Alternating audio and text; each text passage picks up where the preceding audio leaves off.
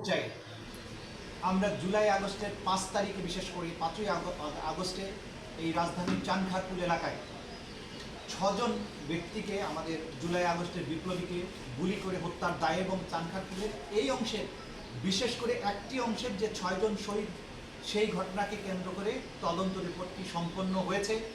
গতকালকে তদন্ত সংস্থা আমাদের কাছে সেই রিপোর্টটি হস্তান্তর করেছে। সেই রিপোর্টে 8 জনকে আমরা আসামি হিসাবে পেয়েছি।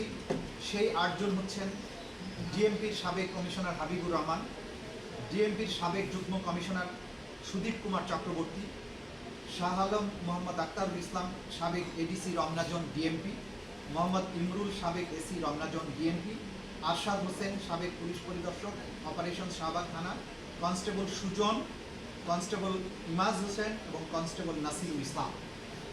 এই 8 জনের বিরুদ্ধে তদন্তে তাদের বিরুদ্ধে সম্পৃক্ততার প্রমাণ, কমান্ড রেসপন্সিবিলিটি দুটো মিলিয়ে, যারা সিনিয়র অফিসার তাদের নির্দেশ এবং যারা সরাসরি গুলি করে হত্যা করেছে তাদের ভিডিও সহ অন্যান্য প্রমাণাদিতে পাওয়া যাওয়ার কারণে এই 8 জনের বিরুদ্ধে তদন্ত রিপোর্ট দাখিল করা হয়েছে।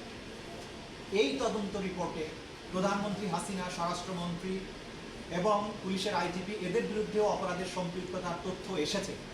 কিন্তু যেহেতু তাদের বিরুদ্ধে আলাদাভাবে তদন্ত চলমান আছে এবং সম্মিলিতভাবে তাদের বিরুদ্ধে একটাই চার্জশিট দেওয়া হবে, সেই কারণে এই চার্জশিটে তাদেরকে বিচারের জন্য উপস্থিত করানো হয়নি। তাদের জন্য আলাদাভাবে তদন্ত রিপোর্ট আসবে এবং তাদের বিরুদ্ধে সেইভাবে ফর্মাল চার্জ দাখিল করা হবে। তবে এই মামলার মধ্যেও তাদের সম্পৃক্ততার তথ্য এবং প্রমাণাদি উঠে এসেছে।